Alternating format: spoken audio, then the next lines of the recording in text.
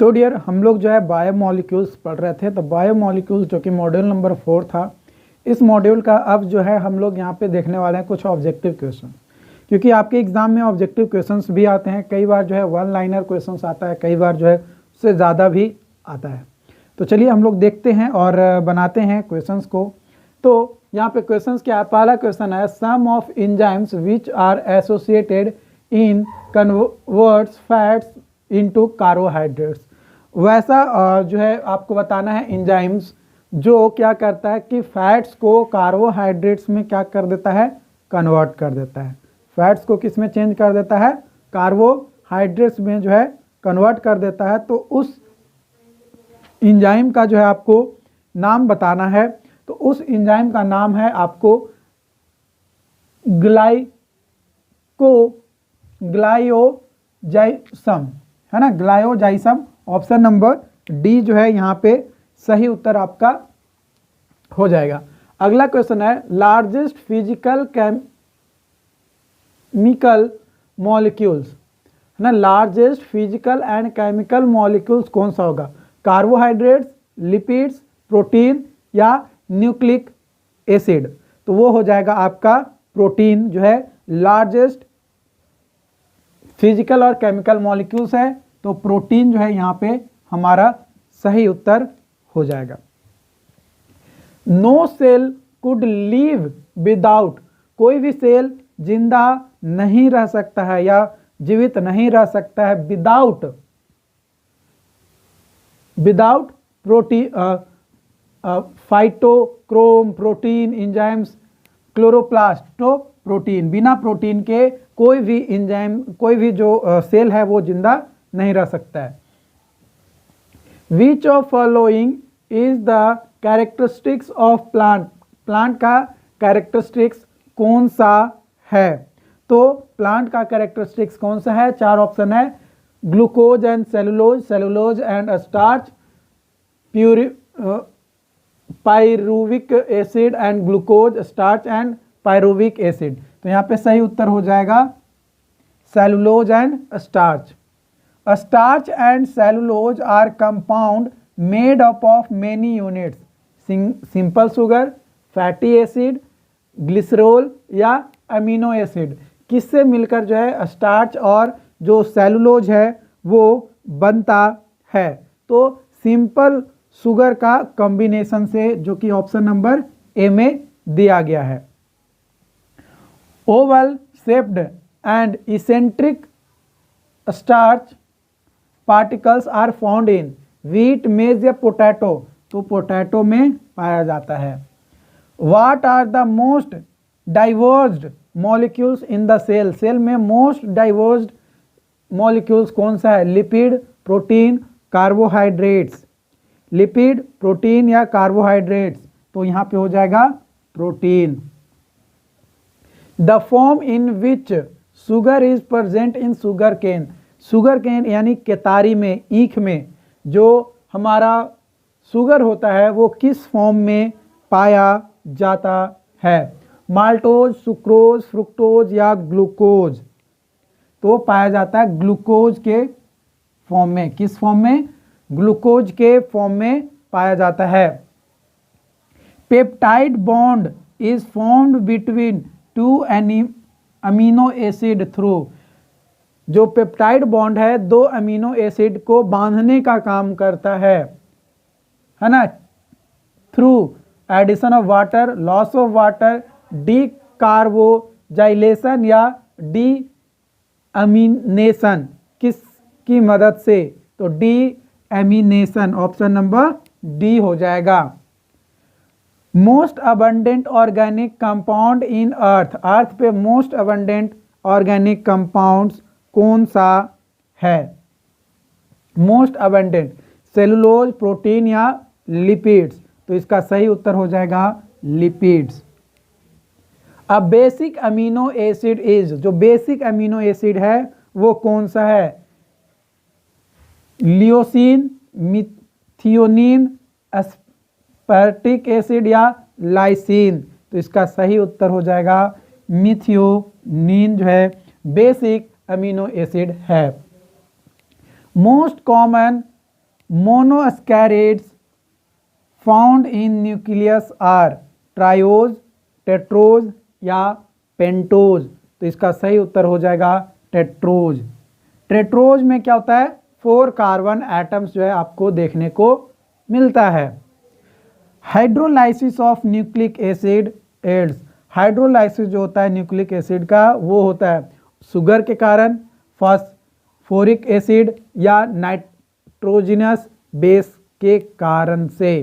तो इसका सही उत्तर हो जाएगा नाइट्रोजीनियस बेस के का एल्ड करता है। न्यूक्लिक एसिड वो डिस्कवर्ड बाय, किसके द्वारा डिस्कवर्ड किया गया था? पहला ऑप्शन है Watson and Crick, Khorana and Wilkins या मिसिएचर। तो इसका सही उत्तर हो जाएगा विल्किंस। किसके द्वारा? विल्किंस के द्वारा।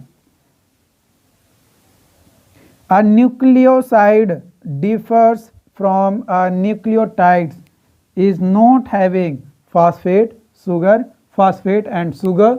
तो इसका सही उत्तर हो जाएगा सुगर। ठीक है, उसमें शुगर नहीं होता है न्यूक्लियोसाइड और न्यूक्लियोटाइड्स में। DNA was first discovered by, DNA किसके द्वारा डिस्कवर किया गया था? Beadle and Tatum, Watson and Crick and Kornberg. तो Watson and Crick, option number B जो है सही उत्तर हो जाएगा। Which one of following is base analog, base analog जो है कौन सा है? Nitrous oxide, colchicine, 5 bromouracil and caffeine. तो which of following is base analog, base analog कौन सा है? तो इसका सही उत्तर हो जाएगा 5 bromo uracil, option number C. Isolation and purification of a specific DNA segment, एक स्पेसिफिक डीएनए सेगमेंट को फ्रॉम लिविंग ऑर्गेनिज्म से वर अचीव्ड बाय, किसके द्वारा अचीव किया गया था? Crick, Nirenberg, Khorana, Beckwith and his colleague. तो इसका सही उत्तर कौन सा हो जाएगा? तो इसका सही उत्तर हो जाएगा नेरेनवर्ग। कौन हो जाएगा? नेरेनवर्ग। ठीक है, इसका सही उत्तर हो जाएगा।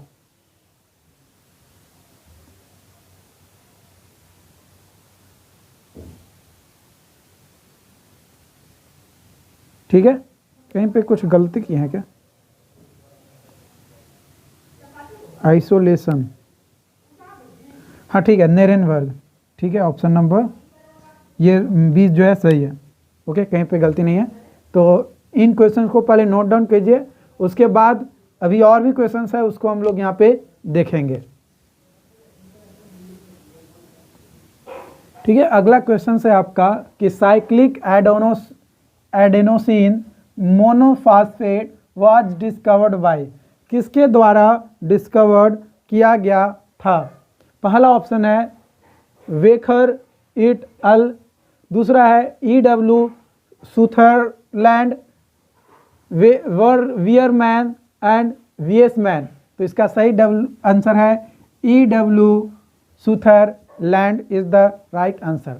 अगला क्वेश्चन लिखते हैं। अब जो क्वेश्चंस लिखेंगे उसका सॉल्यूशन अभी जस्ट मैं दूंगा, लिखूंगा भी और बताऊंगा भी, तो साथ साथ में आप उस क्वेश्चंस को लिख सकते हैं। ऐसे लास्ट में मैं लिखने का एक बार मौका दूंगा।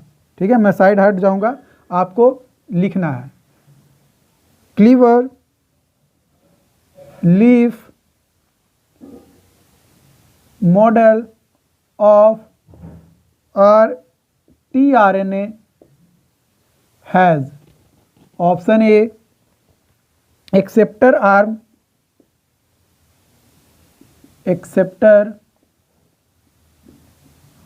arm and C arm, option B anticodon,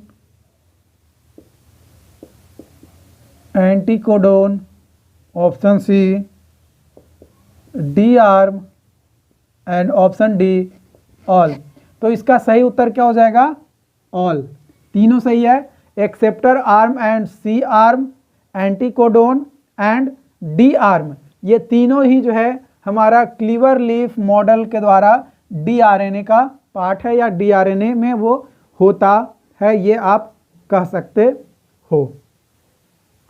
उसके बाद अगले क्वेश्चंस की ओर बढ़ते हैं। अगला क्वेश्चन है आपका microscopes,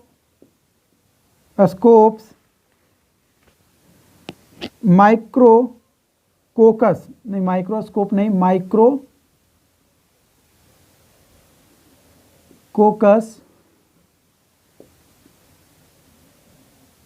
न्यूक्लियेजेज enzyme. Option A cuts the DNA from a specific site. Option B joins the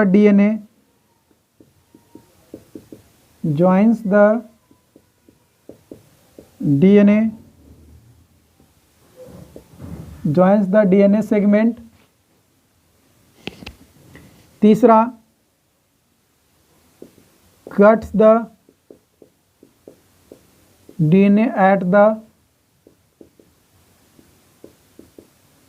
junction between nucleosome and D,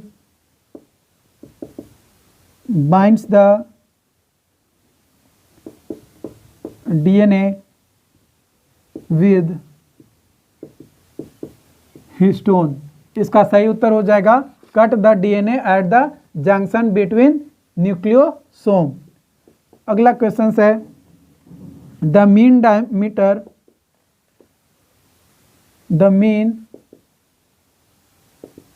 diameter of DNA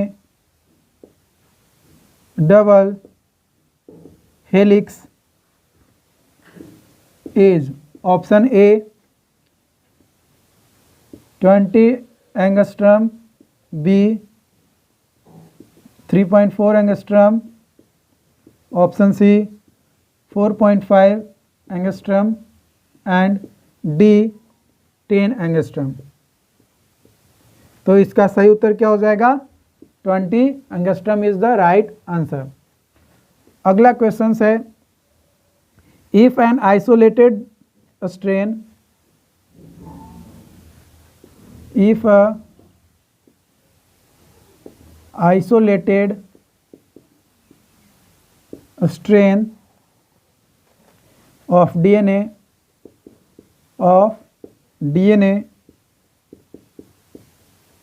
is kept at 82 to 90 degree Celsius, then option A it changes into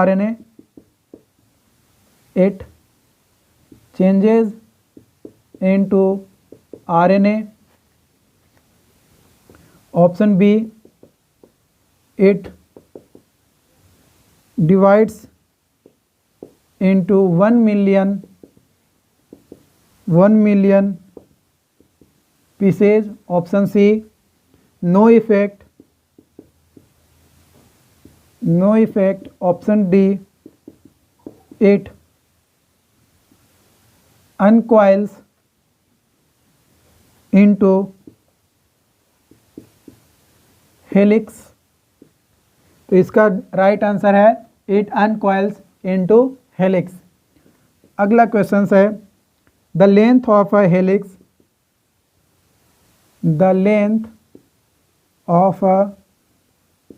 helix of DNA is. First option है 10 angstrom, option B 20 angstrom, option C 30 angstrom and option D 34 angstrom. तो right answer हो जाएगा 34 angstrom. अगला question है which site of tRNA, which site of tRNA molecule hydrogen bonds to mRNA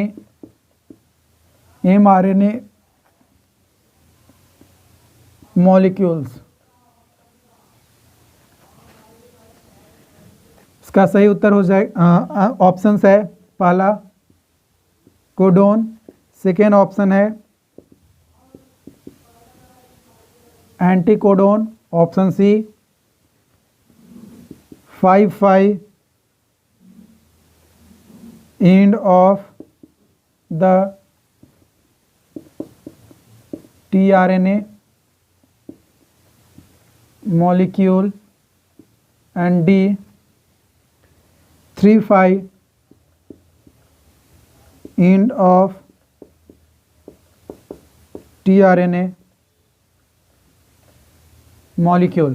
ठीक है, तो इसका सही उत्तर हो जाएगा आपका एंटीकोडोन जो है वह साइट है tRNA मॉलिक्यूल का जो हाइड्रोजन बॉन्ड बनाता है टू mRNA मॉलिक्यूल के साथ।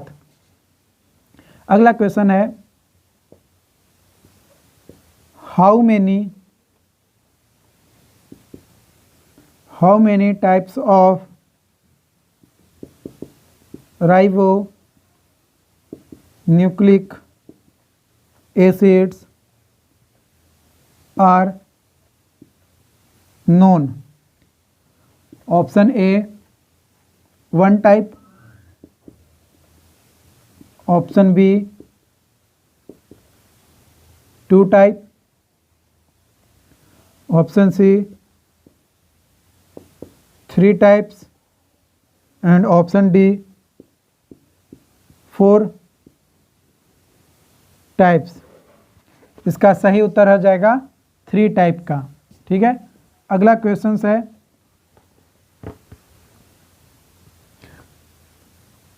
the element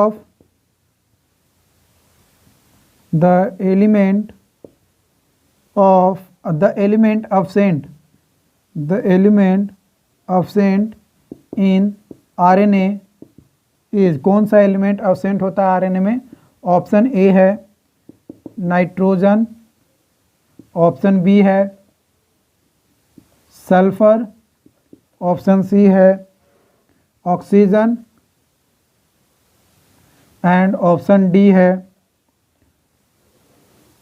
hydrogen. तो जो एब्सेंट होता है वो होता है आपका सल्फर, है ना, आरएनए में सल्फर नहीं होता है। अगला क्वेश्चन है विच वाज या who was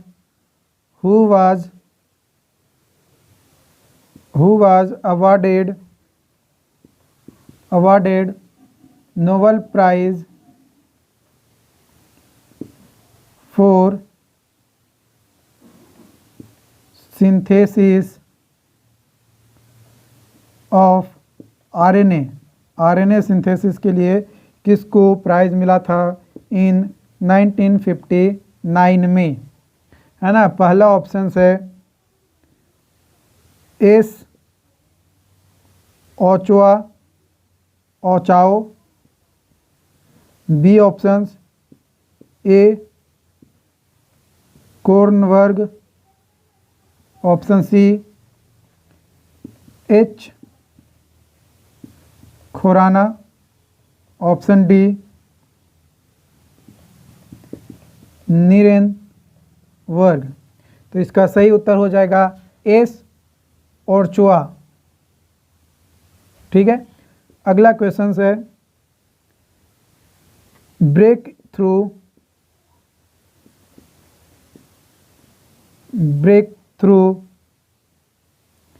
the year 2002, option A cDNA, option B 16 sRNA, option C rDNA, option D mRNA। तो इसका राइट आंसर हो जाएगा mRNA जो है ब्रेक थ्रू हुआ था 2002 में। तो इतना क्वेश्चंस को आप क्या कीजिए, नोट कीजिए। उसके बाद मैं इसको मिटाऊंगा और भी कुछ क्वेश्चंस है उसको हम लोग यहीं पे जस्ट देखेंगे। तो वीडियो पॉज करके आप लिख सकते हैं इसको।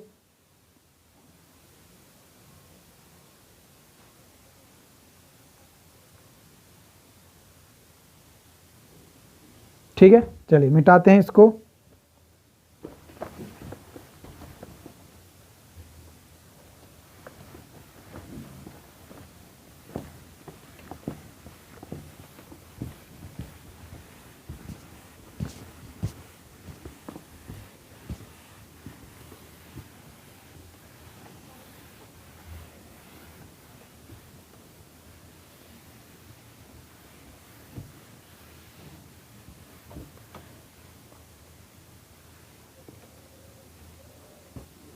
चलिए अगली क्वेश्चंस की ओर लिखने के लिए तैयार। तो अगला क्वेश्चंस है, पहले इंक भी थोड़ा डाल लेते हैं, थोड़ा सा वेट कीजिए डियर, बस 2 मिनट, उससे भी कम ही लगेगा, 2 मिनट बस बोलने के लिए है।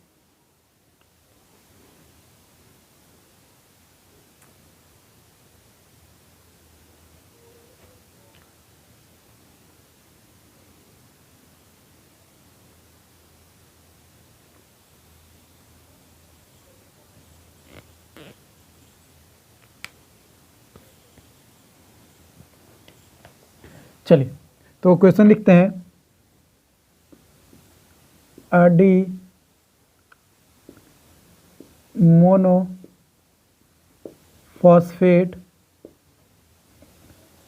is found in option A centrosome, option B lysosome, option C cell wall, option D RNA। तो इसका सही उत्तर हो जाएगा RNA में जो है अर्डिन मोनोफॉस्फेट जो है पाया जाता है। अगला क्वेश्चन है, फ्रैंकलिन एंड विल्किंस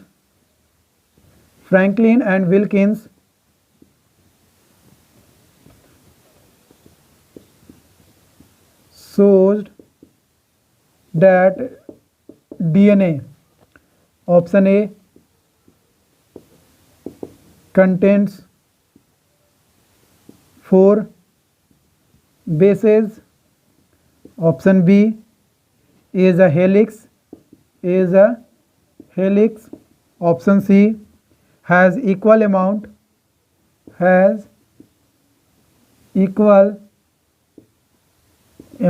of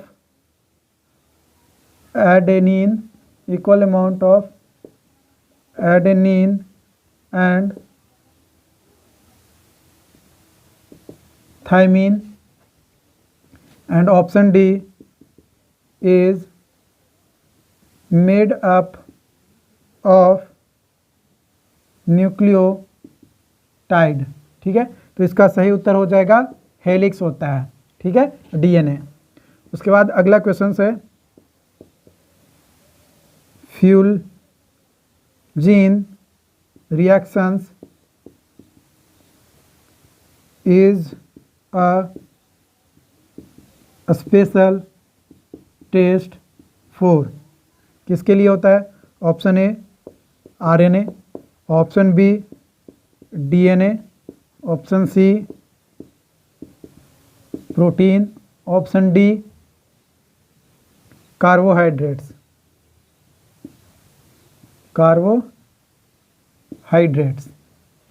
तो इसका सही उत्तर हो जाएगा DNA। जो फ्यूलजीन रिएक्शंस है ये स्पेशल टेस्ट है किसके लिए? DNA को चेक करने के लिए। ठीक है, इन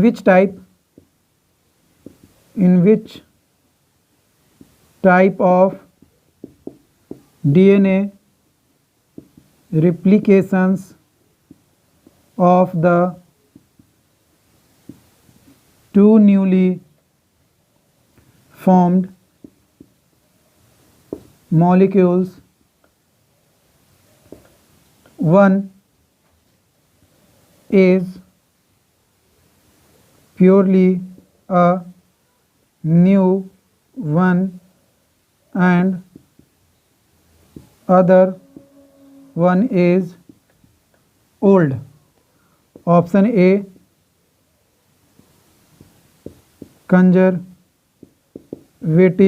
option B semi conservative, option C dispersive, option D both. इसका सही उत्तर हो जाएगा कंजर्वेटिव। अगला क्वेश्चन है which one of the following is not process of DNA replication? Option A palindromic, option B dispersive,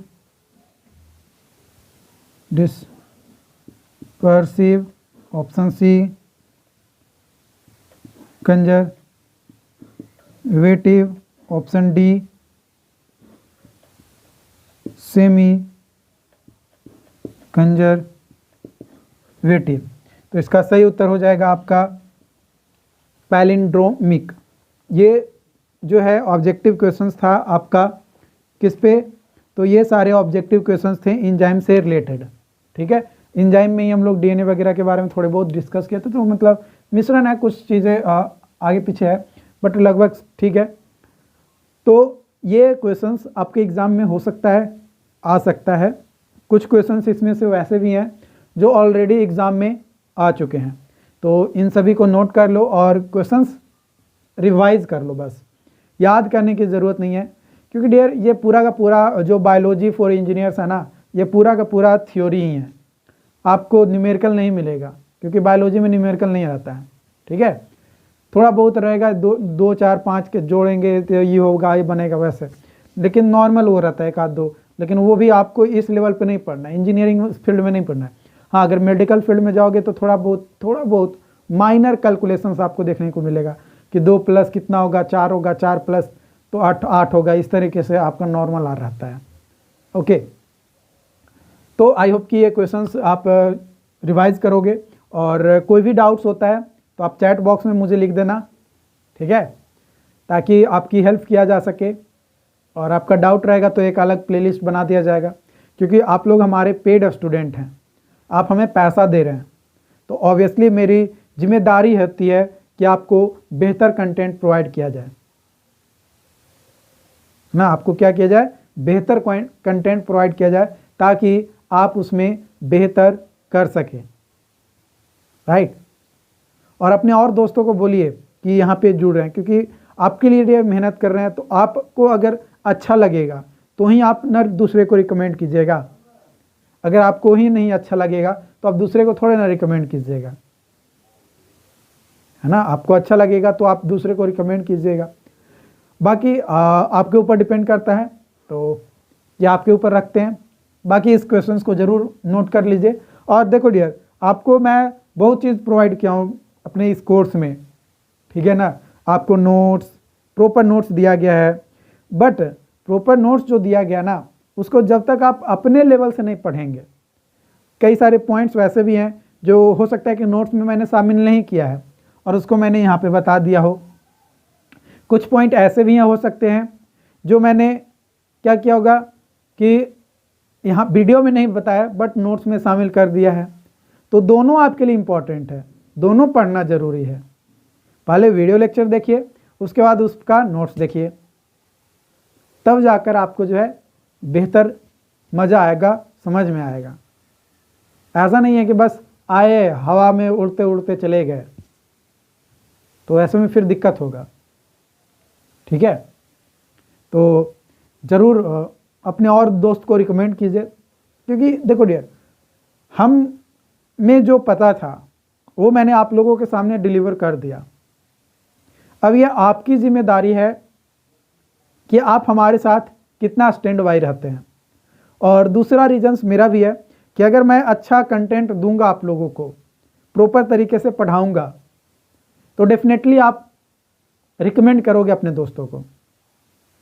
मुझे बोलने की ज़रूरत नहीं पड़ेगा, आप रिकमेंड करोगे ही, क्योंकि मैं अच्छा कंटेंट आपको प्रोवाइड किया हूँ और मैं अपने लेवल पे अच्छा प्रोवाइड करने की और कोशिश कर रहा हूँ,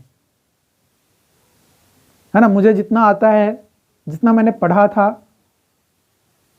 वो सारी चीज़ें मैं आप लोगों के साथ शेयर करने वाला हूँ। साथ ही साथ इस कोर्स में आपको जो है प्रीवियस ईयर पेपर का सॉल्यूशंस भी जो मुझसे हो पाएगा, ऐसा तो नहीं है क्योंकि मैं भी एक टीचर हूँ, तो जो मुझसे हो पाएगा जितना पॉसिबल हो। और मैं एक टीचर नहीं, मैं अपने आप को मानता हूँ, मैं अपने आप को मानता हूँ कि बस आपका मैं एक सीनियर हूँ। मेरे पास कोई पदवी नहीं है कि हाँ मैं एक टीचर हूँ, नहीं, मैं बस एक एज ए सीनियर के नाते कि भाई मैंने जो पढ़ा था वो मैं आपको पढ़ा रहा हूँ। और जितना नंबर मैं ला पाया था ना, डेफिनेटली उतना नंबर तुम भी लाओगे, 100% फिक्स है। जितना नंबर मैं लाया था उतना नंबर आराम से तुम्हारा आएगा, बल्कि अगर आप और अच्छे तरीके से पढ़ोगे तो और ज़्यादा आएगा।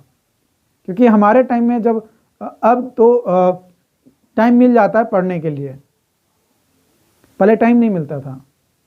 और अभी भी आने वाले समय में देखना ना, जब सेशन टाइम पे चलने लगेगा ना, तो फिर तुमको भी टाइम नहीं मिलेगा, ज़्यादा टाइम नहीं मिलता है पढ़ने को। 2 से 2-3 महीना मिलता है, कई बार तो 1 महीना मिलता है। लेकिन अभी जो सेशन लेट था उसके कारण से अभी चल रहा है, टाइम मिल जा रहा है। बट आने वाले समय में अगेन वही टाइम रहेगा, तो कम टाइम में आपको ज़्यादा इफेक्टिवली, ज़्यादा कितना लेक्चर्स होगा, ज़्यादा से ज़्यादा इस कोर्स में मैं मैक्सिमम बात करूं तो 50 या 60 वीडियोज़ जो है आपको मिलेंगे।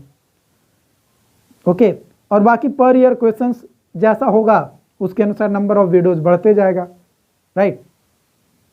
तो आई होप कि ये चीज़ें समझ में आई हो। Thank you.